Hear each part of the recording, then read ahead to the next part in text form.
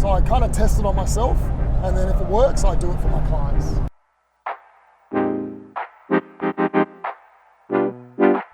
Thank you, Marlon, for accepting my invitation. I really appreciate that you came out. I have to be honest, the reason why I invited you is that I really look up to you, how you're helping other entrepreneurs achieve better outcomes with their online presence, and also specifically with how you help them achieve a better return on their ad spend. So can you tell us a bit more about how you started your business and potentially what were the best results that you were able to achieve for yourself and for some of your clients? Yeah, so I started my business probably about 5 or 6 years ago. So I used to be the sales and marketing manager of a software development company, and I learned a lot of my skills in that job. And I used to have a sales team and marketing team working for me, and the problem that I had is I couldn't blame the sales department for not closing my leads, and I couldn't blame the marketing department for giving me bad leads, because I own both. And so I was in a real problem for many years there, because I was responsible for the success of marketing and sales, and there was nowhere to run and hide. And so I had to learn the hard way. It was tough. I've got to say, the first 6 years of that job, selling software development where projects were $50,000, $500,000, $1 million projects, it was tough. And then I started to figure out how to get it to work. And I loved online marketing. I always loved it. But for the 6 years, it didn't work, until I think the online started to develop with Facebook and Instagram and LinkedIn. And then at some point it started working for me, and I started to get success, and then it all came together. And I ended up leaving that job and starting my own agency, but I really credit that environment for helping me be who I am today when it comes to really caring about results that I get with my clients, as opposed to just doing marketing, for branding. I really believe that marketing should generate a lead. And I guess that's, my background, where I come from. And probably for me, the thing that I'm most proud of is that everything I teach my clients to do, or I claim that I'll do for them, I do for me. So I help my clients get leads through Facebook ads, but that's how I get leads. So today I was on a webinar presenting to people, and all of those people came on Facebook. And then from that webinar, I booked them into a strategy call with me. And from that call, a second call, and I closed them into a client. And I've perfected that funnel over many years.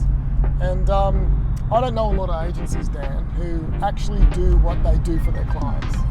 So I know lots of agencies that get work through referrals and through networking and partnerships, but I don't know a lot of SEO consultants that get work from SEO. I don't know a lot of Facebook ad agencies that get work from Facebook ads, and that's what I guess I pride myself in, and that's why I think I've had the success I've had. Because a lot of clients, when I speak to them and I say, hey John, I'm going to build you this Facebook ads campaign, and you're going to get these clients. They're going to come in, and you're going to present to them, and you're going to close them. And then I say, oh yeah, how did you find me? And they say, oh, through a Facebook ad, and I got on a webinar. And I say, oh, well, that's what I'm going to do for you. And I think that's one of the reasons I've been successful, and one of the reasons clients like working with me. But that's the success I've had for myself. I built it, and then I've just replicated that for clients. So I kind of test it on myself, and then if it works, I do it for my clients. Definitely. I feel like this is probably the main reason why I decided to work with you. I feel like the fact that you also apply in your business what you sell to others, I feel like this is key. And also one other thing, that sort of stick with me. So in my first business, I achieved probably a 10x return on ad spend. Yep. My second business, I achieved a 37x return on ad spend. Yep. But when I heard your numbers, I was blown away.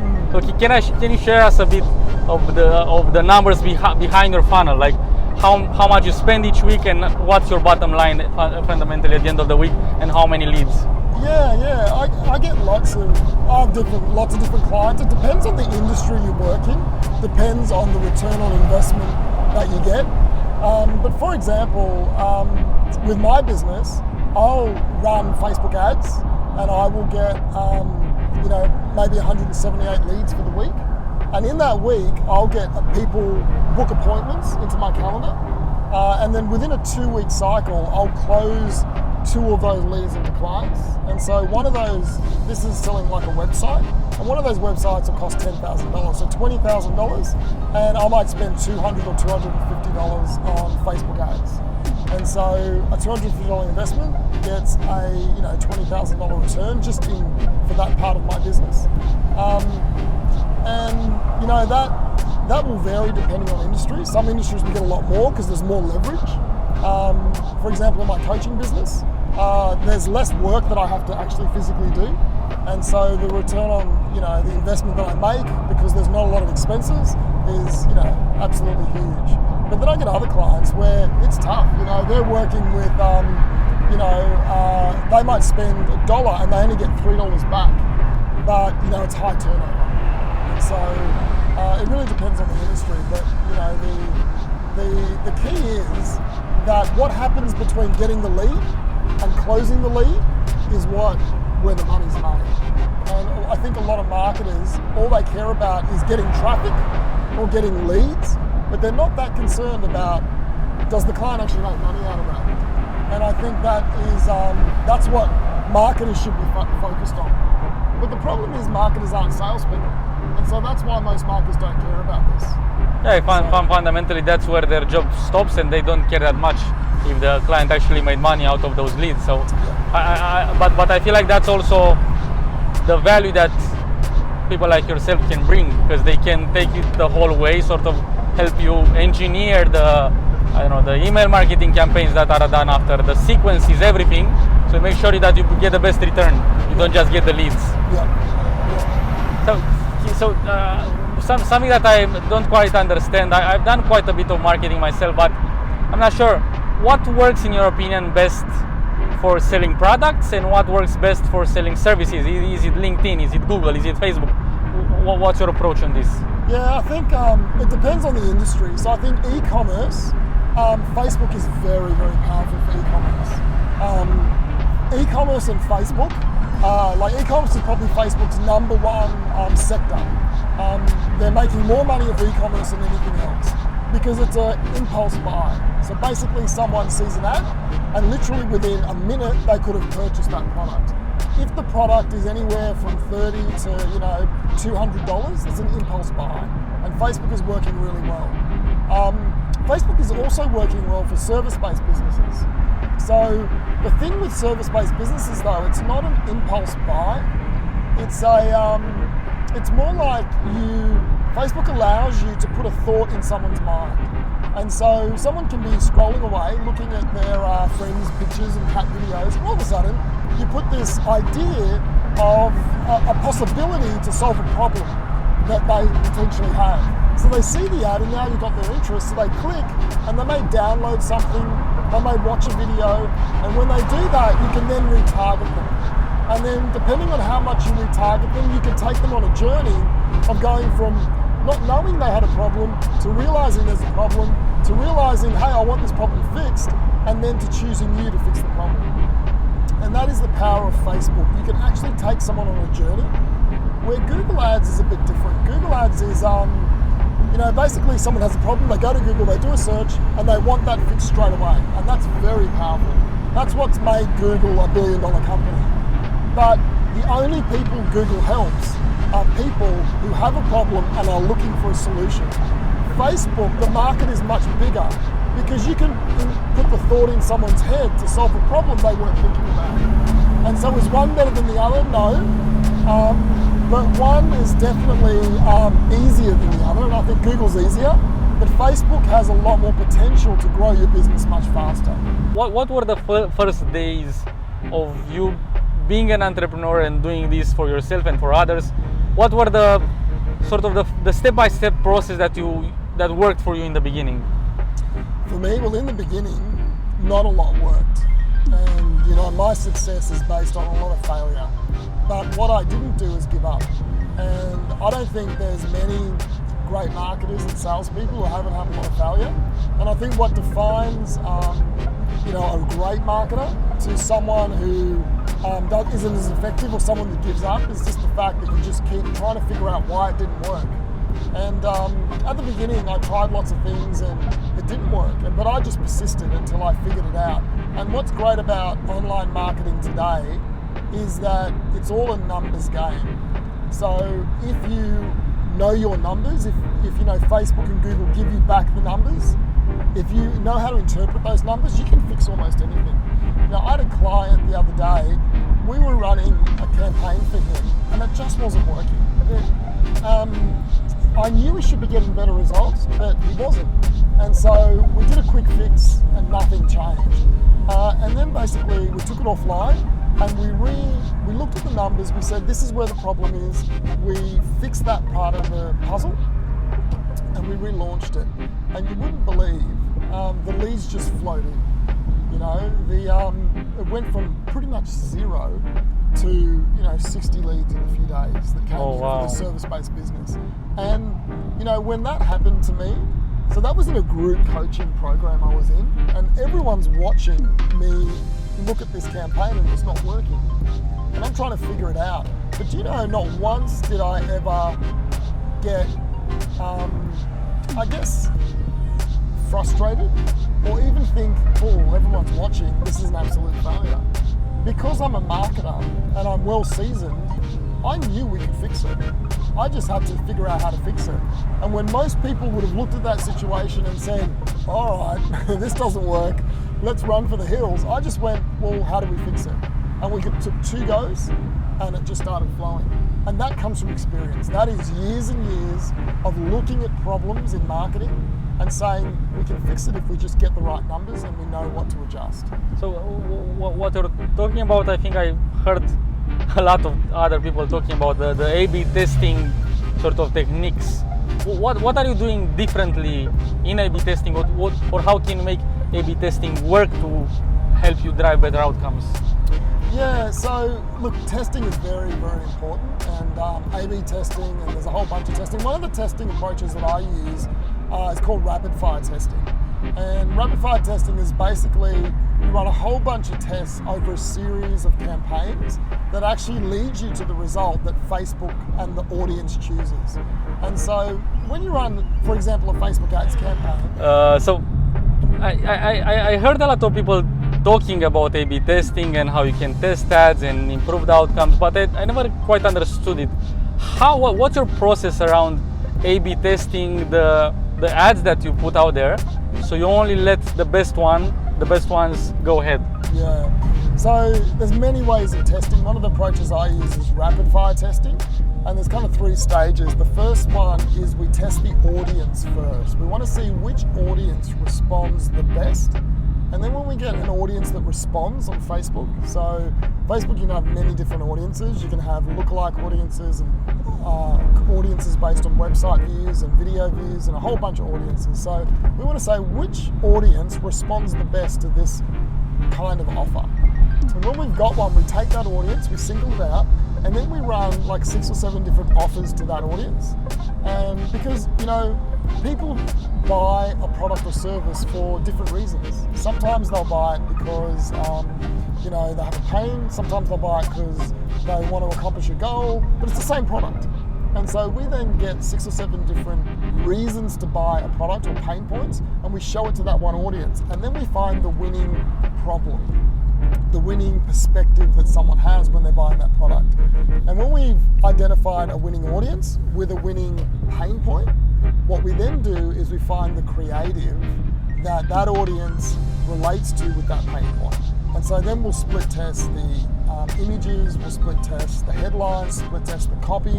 And when we find the best image, the best headline, and the best copy, then we take that ad, that final ad, and we show it to all the audiences. So what we're trying to do is we're trying to say which ad works best to the masses. But to identify that, we have to find which audience first works best. And then we've got to say, after the audience, we say what is the angle or the offer or the pain point that they have, that they respond to, and then creative. And once we've got that, we show it to everyone, and that's how you bring the cost of your ads down, the cost of your conversions down. And if you're not doing testing, then you're always going to be paying too much for a lead, for a view, for a like, for whatever you're trying to accomplish. When you say split test, it's actually 2 tests, 5 tests, or 10 tests for each of the components? Okay, so there's lots of tests in between. So there's really 3 stages that we go through, but within those stages there's lots of tests. And even when we found that winning ad, we're still testing every day. If you put an ad on Facebook and just leave it, you're really not getting the best return on investment. What you have to do is be constantly testing, constantly having new angles, new pain points, new creative, because people just get tired. They get tired of seeing the same ad. And so testing is something that you never stop. You're just continually testing different things. And especially when you start spending lots of money on Facebook, you have to be testing a lot, because every $1,000 you spend, if you can get an extra, $200 worth of value out of that $1,000, well, over the period of a month or 6 months, it's a lot of money. It's a lot of conversions. So now I have a deeper question. Let's say I remember when I did my first campaign, I was so scared because the amount of money that I was investing, which was not much, a few thousands, was a lot for me back then. Yeah. And I was so scared because due to the lack of predictability that I did not know what results should I expect. But everything became predictable the moment that I started to understand the numbers. Okay, I put 1K in acquiring traffic. This is 25 leads, and this is 3 clients. What would be the fastest way for somebody to get to this predictability stage, where you have a very clear understanding? If you want to reach $1 million or 100K in revenue, you need to put this much in ads.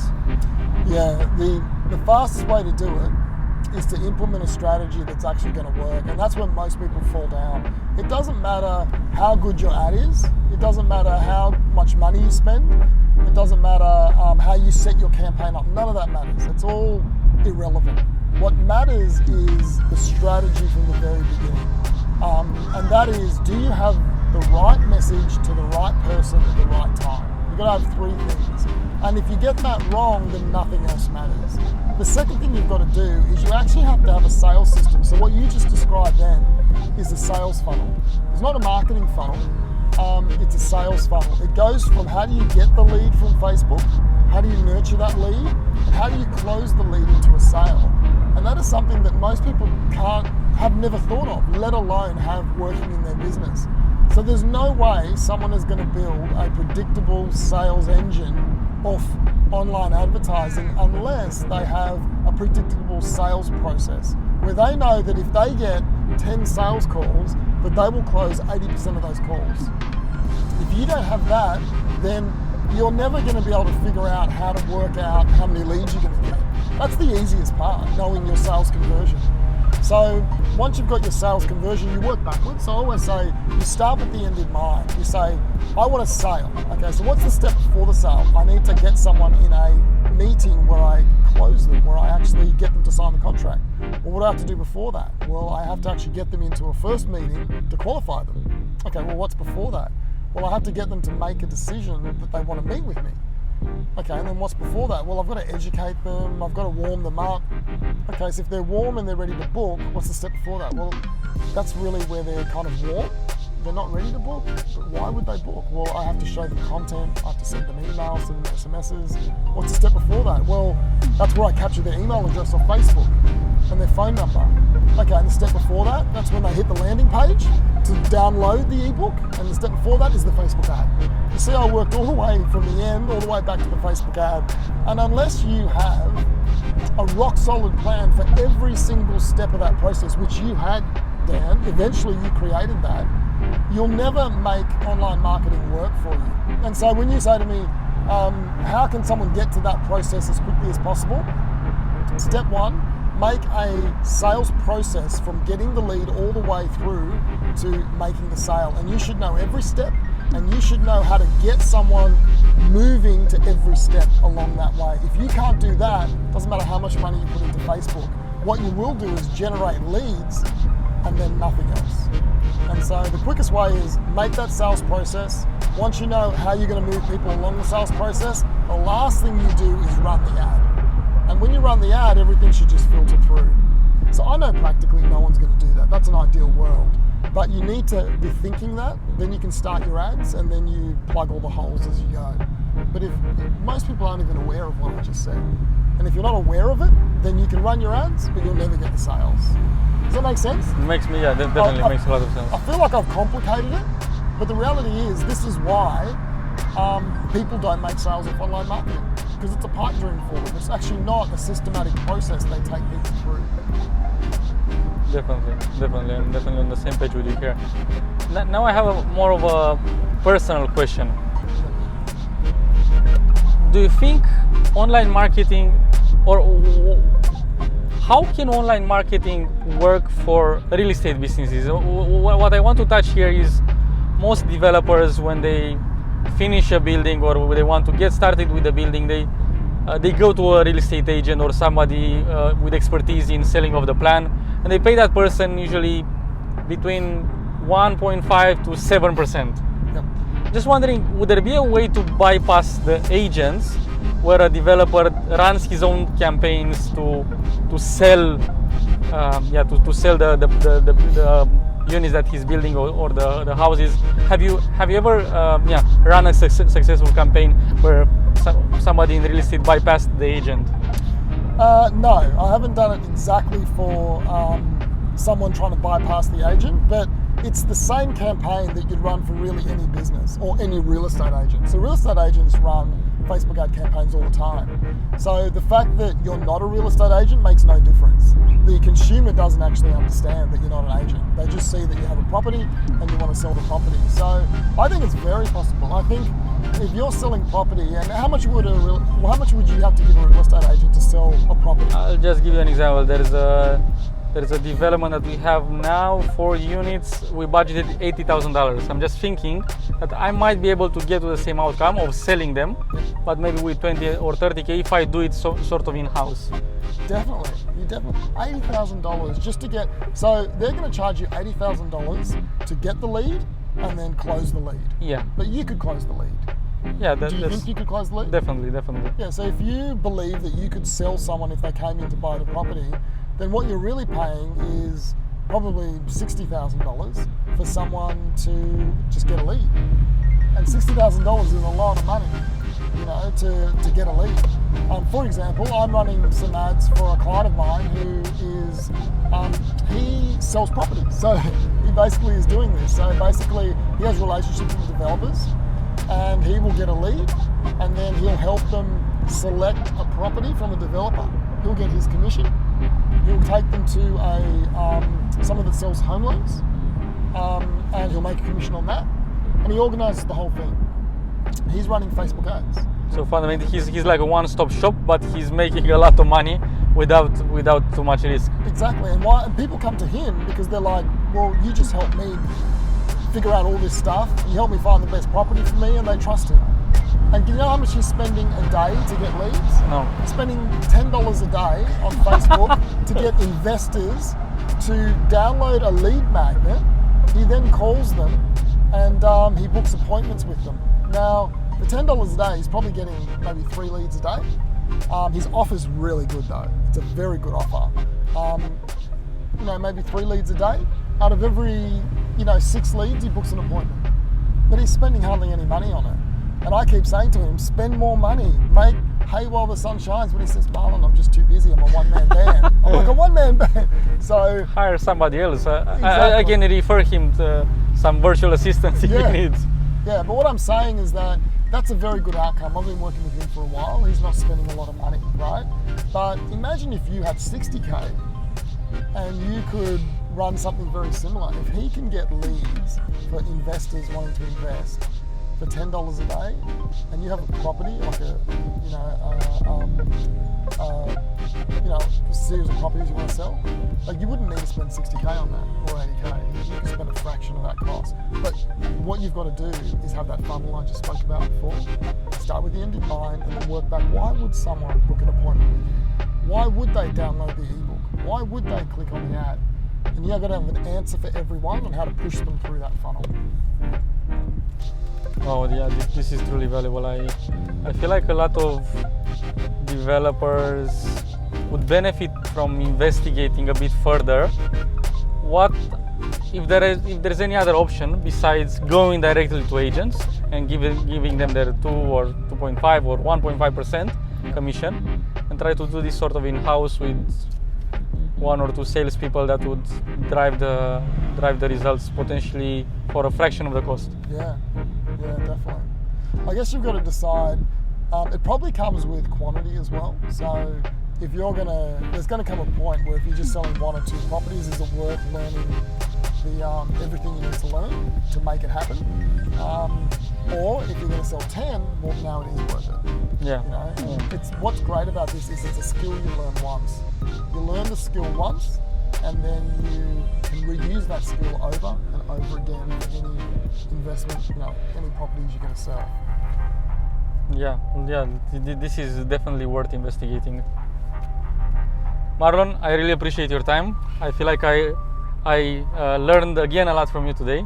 So yeah, I appreciate and thank you for sharing your message and your insights. Yeah, well, thanks for having me, and thanks for the ride in the car. It was awesome. Thank you, I appreciate it.